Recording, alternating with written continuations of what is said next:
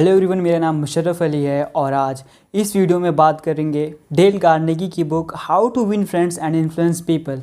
सो पहले मैं आपको बता दूं इस बुक के बारे में। ये book one of the best selling book है फ्रॉम लास्ट मैनी ईयर्स और 1955 तक इसकी 5 मिलियन कॉपीज़ बिक चुकी थी 31 लैंग्वेजेस में। और ये one of the highly recommended book है अगर आपको लीडरशिप स्किल्स डेवलप करनी है, गुड सेल्स पर्सन बनना है या फिर एक अट्रैक्टिव पर्सनैलिटी चाहिए किसी भी चीज़ के लिए। तो इस वीडियो सीरीज़ में हम की लर्निंग्स की बात करेंगे इस बुक की। तो ये बुक 4 पार्ट्स में डिवाइड है। इस वीडियो में हम स्टार्ट करेंगे पहले पार्ट से, जो कि है 6 ways to make people like you. इसमें ऑथर ने ऐसे 6 प्रिंसिपल्स बताए हैं जो आपकी ओवरऑल पर्सनैलिटी को इम्प्रूव करेंगे और आपको एक बेटर पर्सन बनाएंगे। जो पहला प्रिंसिपल है वो है become genuinely interested in other people if you are interested in them. मतलब अगर आप कुछ लोगों में इंटरेस्टेड हैं, चाहे वो प्रोफेशनल रीज़न से हो या पर्सनल रीज़न में हो, और आप उनका अटेंशन और उनका टाइम चाहते हैं, तो आप उनमें इंटरेस्टेड हो जाइए। मतलब आप उनके बारे में बात करिए, उनके खुद के बारे में बात करिए, क्योंकि हम ह्यूमंस ज़्यादातर टाइम खुद में ही इंटरेस्टेड होते हैं। आप खुद भी ऑब्जर्व कर सकते हैं कि जब भी आप कोई ग्रुप फ़ोटो देखते हैं जिसमें आप भी थे, उसमें सबसे पहले अगर आप किसी को ढूंढते हैं तो वो खुद को ढूंढते हैं।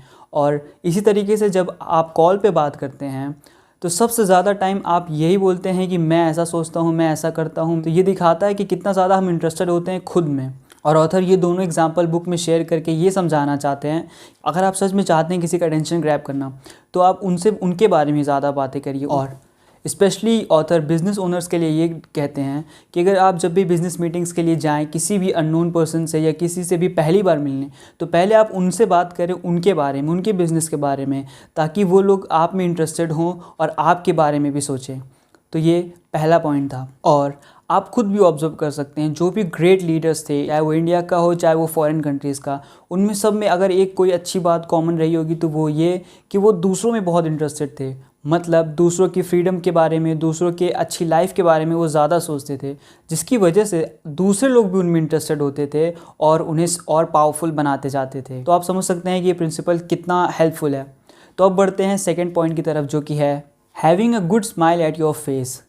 अब ऑथर स्माइल की बात करते हैं। वैसे तो बहुत सिंपल एक्सप्रेशन होता है, बट बहुत बड़ा इम्पैक्ट डालता है आपकी लाइफ में।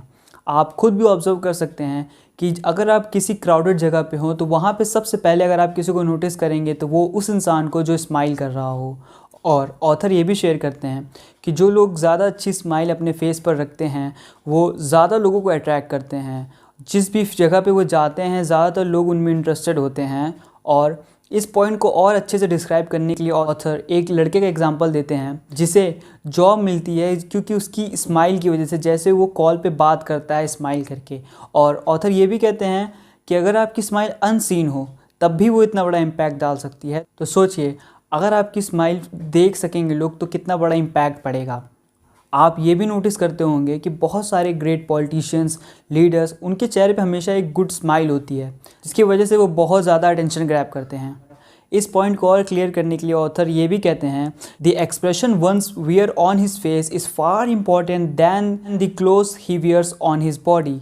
मतलब जो एक्सप्रेशंस होते हैं वो बहुत ज़्यादा इंपॉर्टेंट होते हैं आपके कपड़ों से। अगर आपके फेस पे एक अच्छा एक्सप्रेशन नहीं है तो आप कितना ही अच्छा कपड़ा क्यों ना पहन लें, आप ज़्यादा अट्रैक्टिव नहीं लगेंगे। तो अब बढ़ते हैं थर्ड पॉइंट की तरफ, जो कि है रिमेंबर द नेम।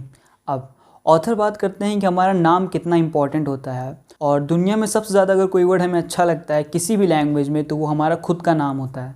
और ऑथर ये कहते हैं कि a person's name is to that person the most sweetest and important sound in any language. मतलब एक इंसान का नाम उसको सबसे ज़्यादा अच्छा लगता है किसी भी लैंग्वेज में। तो ऑथर ये भी बताते हैं कि बहुत सारे ग्रेट लीडर्स, ग्रेट किंग्स, जिनके कंपेनियंस उनसे बहुत ज़्यादा खुश रहते थे, उसका एक रीज़न ये भी था कि वो उनका नाम याद रखते थे। इसकी वजह से किंग्स और लीडर्स एक अच्छा इम्पैक्ट डालते थे अपने कंपेनियंस पर। और इसीलिए ये लीडरशिप के लिए भी बहुत इंपॉर्टेंट है। अगर आप अपने टीम मेंबर्स का नाम याद रखेंगे तो वो उन्हें स्पेशल फील कराता है और उन्हें और कंफर्टेबल करता है आपके साथ वर्क करने के लिए। इस प्रिंसिपल को और अच्छे से समझाने के लिए ऑथर एंड्रयू कार्नेगी का एग्जांपल देते हैं, जो कि 19th सेंचुरी के one of the biggest American industrialist थे, जो सिर्फ इस प्रिंसिपल की वजह से बहुत बड़े प्रोजेक्ट्स एक्वायर कर लेते थे। वो कैसे?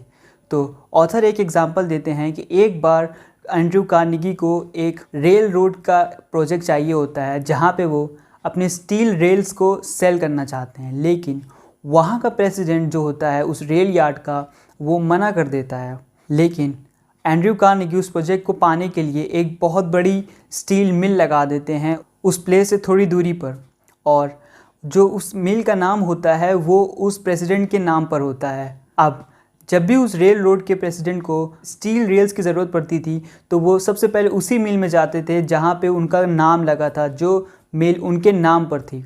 और यही टेक्निक यूज़ करके एंड्रयू कार्नेगी ने बहुत सारे अपने कॉम्पिटिटर्स के साथ प्रोजेक्ट किए, जिसकी वजह से वो बहुत आगे भी गए।